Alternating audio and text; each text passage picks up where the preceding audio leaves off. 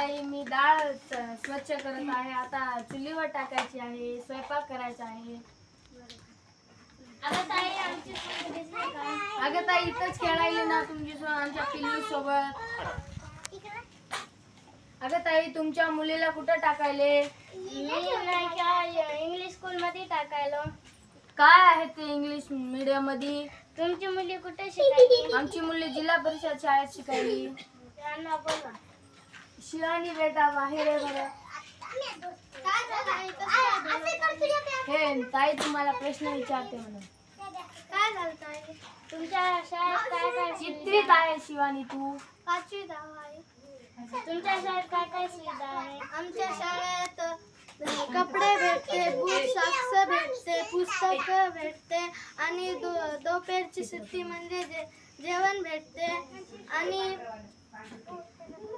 आणखी काय काय शिकवतात? आम्हाला भाषण स्पर्धा घेतात, रांगोळी स्पर्धा घेतात, शिकवतात.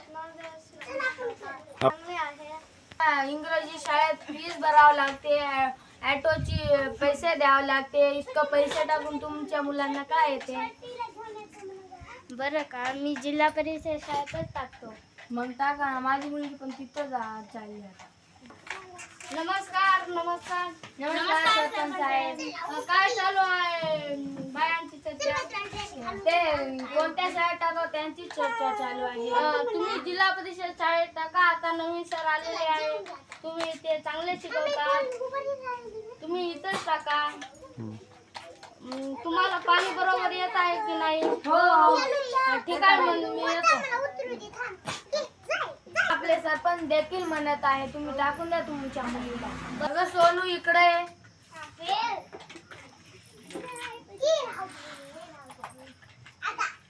त्यांचे सर उन्हाळ्यात येतात, गृहपाठ देतात, अभ्यास देतात.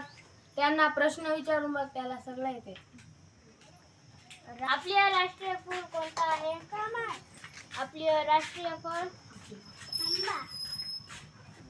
आपल्या राष्ट्रीय पक्षी? बघत आहे कसं प्रश्नाचे उत्तर.